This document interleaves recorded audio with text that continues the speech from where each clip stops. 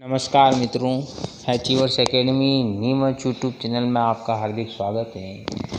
दोस्तों, बाल विकास एवं शिक्षा शास्त्र के महत्वपूर्ण 15 प्रश्नों की श्रृंखला में आज अगला महत्वपूर्ण 15 प्रश्न और उनका सीधे सीधे उत्तर आप जानिए। पहला प्रश्न है आपके सामने, निम्न में से अभिप्रेरणा का मूल तत्व नहीं है। निम्न में से अभिप्रेरणा का मूल तत्व नहीं है। ऑप्शन फिगर्स हैं आपके पास, आवश्यकता, प्रणोद, प्रोत्साहन या लक्ष्य या उपलब्धि।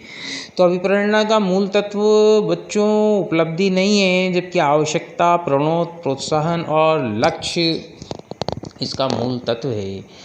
दूसरा प्रश्न है बच्चों, संवेग शब्द का अंग्रेजी रूपांतरण इमोशन है, जो लैटिन शब्द इमोवेयर से बना है। किससे बना है मित्रों?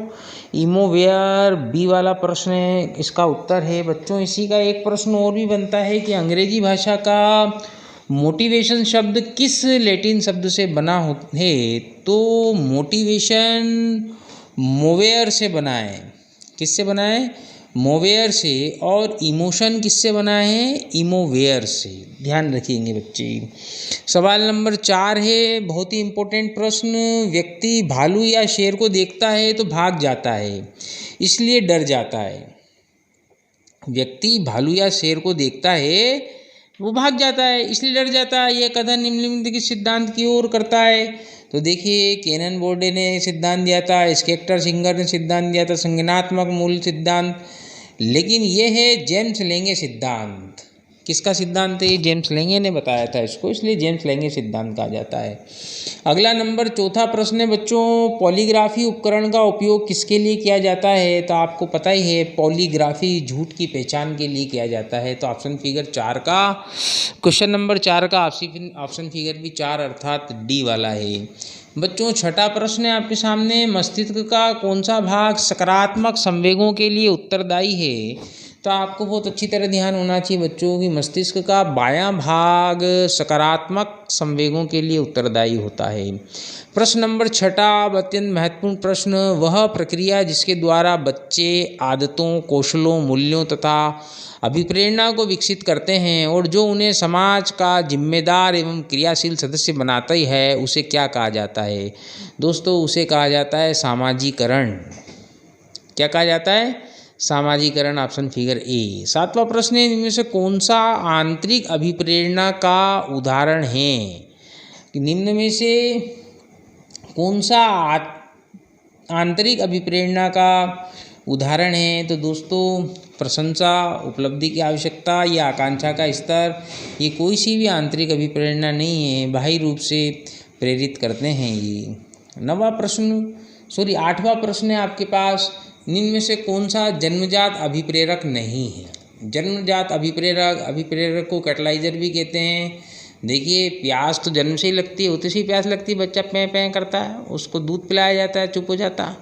आकांक्षा, निद्रा, बच्चा सोते से ही 10 मिनट नहीं होंगे ना फिर सो जाएगा, फिर पें पें करेगा, फिर उठ जाएगा, फिर सो जाएगा, खिलाई पिलाई करेंगे। भूख, निद्रा, प्यास, ये सारे जन्मजात अभिप्रेरक हैं। लेकिन आकांक्षा जो है जन्मजात अभिप्रेरक नहीं है। जब बच्चे में धीरे धीरे बुद्धि का विकास होता जाता है तो उसकी आकांक्षाओं का स्तर बढ़ता जाता है। ठीक है बच्चों। देखिए अगला प्रश्न। देखिए बच्चों, 9वां प्रश्न सीधे प्रश्न, और अब हमने उसको उत्तर लिख दिया है। काम प्रवृत्ति के जनक फ्रायड थे। आत्मदर्शन प्रवृत्ति के जनक एडलर को माना जाता है। प्राण शक्ति प्रवृत्ति के जनक बर्गसन को माना जाता है। जिजीविषा प्रवृत्ति के जनक शोपेनहावर। दोस्तों, जिजीविषा का अर्थ क्या होता है आपको ये जानना आवश्यक है। जीवन जीने की इच्छा जिजीविषा कहलाती है। फिर अगला आपके पास रुच्यात्मक प्रवृत्ति के जनक ग्रेवर कहलाते हैं, को माना जाता है। प्रतीकात्मक प्रवृत्ति के जनक भी ग्रेवर। व्यक्तिक प्रवृत्ति के जनक थार्नडाइक और सामवेगिक प्रवृत्ति के जनक मैकडूगल। सामवेगिक प्रकृति के जनक कौन है साहब? मैकडूगल।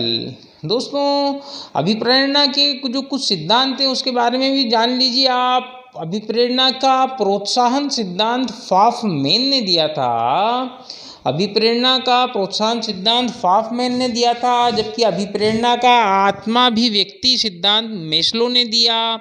और अभिप्रेरणा का ऐच्छिक सिद्धांत जो है वो संकल्प एवं इच्छा शक्ति पर बल देता है। ऐच्छिक सिद्धांत किस पे देता है? संकल्प एवं इच्छा शक्ति पर बल देता है। किसके द्वारा दिया गया है, इस पे विवाद है, इसलिए आपको सिर्फ यह पूछा जाता है कि ऐच्छिक अभिप्रेरणा की ऐच्छिक सिद्धांत क्या है, तो वो संकल्प एवं इच्छा शक्ति पर बल देता है। और अभिप्रेरणा का आनुवांशिक पैटर्न पर सिद्धांत लॉरेंस ने दिया था। दोस्तों, ये थे आपके बाल विकास एवं शिक्षा शास्त्र पर आधारित 15 महत्वपूर्ण प्रश्न। 15 की जगह 16 दे दिए, कोई प्रॉब्लम नहीं, आप पढ़िए और आगे बढ़िए, यही हमारा लक्ष्य है मित्रों। Achievers academy Neemuch YouTube channel को सब्सक्राइब कीजिए, लाइक कीजिए और शेयर कीजिए। धन्यवाद।